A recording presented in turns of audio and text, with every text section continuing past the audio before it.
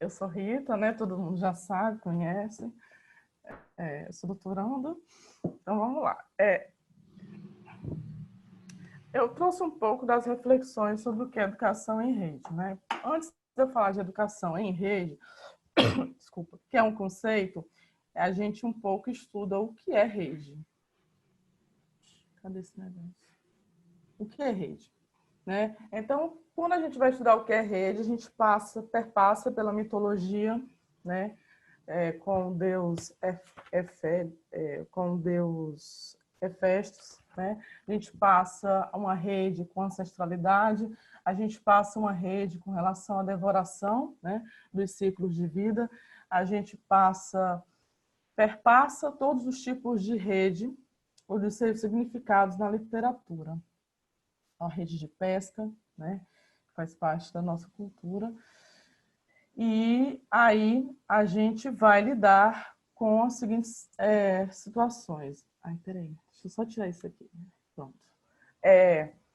Então, a rede, ela, segundo Carvalho, né, ela perpassou também pelos diferentes significados. Primeiramente, na antiguidade, ela via como as veias do organismo, né, que seriam as veias que ligavam, faziam suas conexões. Depois passou para os seus dispositivos tecnológicos, né? A rede de computador ficou associado com isso. Depois a rede perpassa por um além de um outro significado, né? Apenas do aparato tecnológico, mas com o aparato da conexão, da ligação, né? De toda essa estrutura, né? O Sims eu trouxe aqui, que ele é um teórico, mas ele é ligado com o conectivismo, que ele fala que a rede ela pode ser simplesmente definida como conexões entre entidades, né? É uma rede de computadores, é uma rede de energia, redes sociais, todas funcionam num princípio simples de que as pessoas, grupos, sistemas, nodos podem ser conectadas. Então a gente começa a perceber que desde sempre a rede é uma conexão e tem seus múltiplos significados. E aí, como é que eu passo? E aí aí eu, no caso, né, estudei sobre educação em rede. Quem foi que criou esse conceito? A educação em rede foi a Margarita Vitória Gomes. Ela é uma doutora em educação, mestrado em educação, e ela é do Instituto Paulo Freire, né?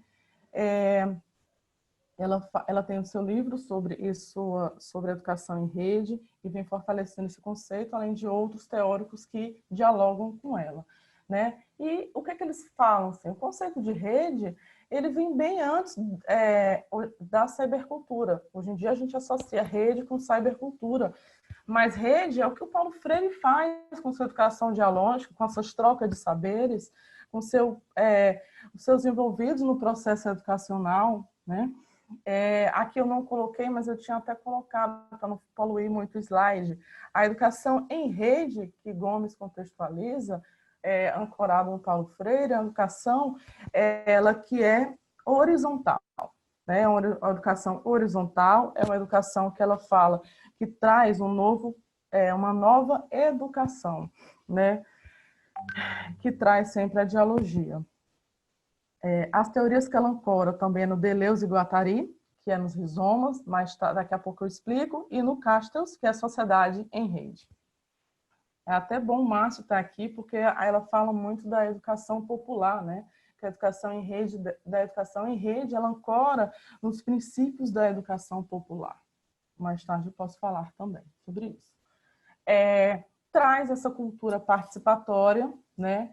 Essa cultura é a potencialidade de qualquer indivíduo se tornar um produtor da cultura. Um produtor que ela fala aqui significa o empoderamento do indivíduo, né? O empoderamento dele criar e falar sobre os seus conteúdos, né? E trocar com as outras pessoas, né? Ela é orientada pela dimensão emancipatória do Paulo Freire, tem os seus princípios básicos da educação popular, como eu já havia mencionado, interliga a dimensão política. Por que a dimensão política? Porque ela fala que educar é um ato político, os saberes dos homens, a metodologia dialógica, desculpa, a permanente relação texto-contexto e uma proposta de educação no mundo digital e que parte do processo social do conhecimento. A coerência com os princípios básicos da educação popular se estabelece quando constatamos que na internet opera esse processo antropológico, sim, nessa busca do outro, desse processo de conhecer o saber do outro, desse processo de não ser eu sou melhor do que o outro, ou o meu saber é melhor do que o saber do fulano. Não. A educação em rede, como eles falam, ela tem esse pressuposto da horizontalidade, né? E o valor das reflexões está nessa construção coletiva do conhecimento. Vale destacar que algumas reflexões que eu cheguei de educação em rede vieram do meu mestrado, né? Eu tive 3 experiências com educação em rede. Na minha dissertação, eu sistematizei um processo dentro de comunidades virtuais com educação em rede dessa autora, Gomes, né? E outro autor que a Gomes ela pega o embasamento é com Castells, da Sociedade em Rede. Aqui é um livro, né, que ele fala que é essa estrutura social na qual as redes modificam os processos produtivos, experimentais, culturais e de empoderamento, ressaltando que reconhecer e mapear essas modificações recentes da sociedade em rede, pelo viés da educação, auxilia na compreensão dos impactos dessas tecnologias da informação e comunicação para a construção de modelos inovadores educacionais. Tá? E aqui é outro autor que a Gomes ela se baseia, que é o Deleuze e Guattari. Eu trouxe textões, mas eu posso sintetizar, que é quando ela fala que esses rizomas de Deleuze e Guattari, para a gente, são troncos, né? Por exemplo, no meu caso, dos meus estudos, são os simpósios, né? Onde emergem outros nodos que a gente não tem o controle, né? Então, a Gomes, ela traz também, junto com esses autores, essa reflexão dessa interação e de ter alguns ambientes, né? Como ele falou, dos rizomas, os rizomas no lado botânico, os biólogos daqui do grupo sabem melhor do que eu, não sei mesmo, aprofundado, sei o que o Deleuze e Guattari falam, que ele fala sobre a interação desses diversos tipos de sistemas, né, de natureza, material e imaterial, por exemplo, homem, máquinas, tecnologias, ou seja, por entidades coletivas de naturezas diversas que se autorreproduzem em outros sistemas, formando novas ligações rizomáticas. Do conceito filosófico, pegando pelo conceito da botânica, pelo viés da botânica, né, ela pega o rizoma como um caule onde emergem outras interações sem um controle central, que é o que a gente vai dialogar daqui a pouco. Durante a trajetória, a gente pega alguns autores que retomam, que eles falam sobre quais são as propriedades da rede, né? O que é a rede? Essa rede que a gente fala das conexões, das interações, né? Não é apenas a rede da internet. Paul Baran, que ele fala sobre as redes centralizadas, descentralizadas e distribuídas. Mas em que contexto ele fala isso? Então, eu trouxe aqui uma imagem. Ele estava numa guerra e ele precisava que a rede dele desse certo e que as comunicações com o nodo central se fechassem, existiam de outras formas. Eles precisavam que isso existisse. E aí ele foi estudando, né, que tipos de rede poderiam ser. A centralizada perdia um pouco o foco dele, né? Porque na guerra, como é que ele ia se comunicar? Se o central morresse, todo mundo ia para o fundo, né? A descentralizada, como a gente tem hoje em dia com algumas unidades de saúde, são que têm focos que são centrais. E a distribuída, que seriam, existem nodos centrais, eu não sei se vocês conseguem ver meu mouse, que desenvolvem interações fortes, desenvolvem parcerias, mas se eles saírem de cena, não prejudica no funcionamento. Acho que caiu. Compartilha de novo.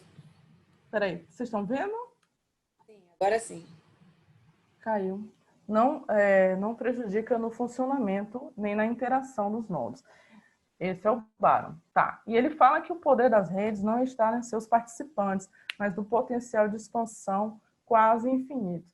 Que o potencial de expansão, aí vem os outros autores que falam do princípio da ruptura, da elasticidade, da plasticidade das redes, que é a dinamicidade que acontece sem a gente ter um controle, sem a gente medir, né? Porque também esses autores que eu trouxe partem de um contexto da complexidade, do contexto que não é de medições.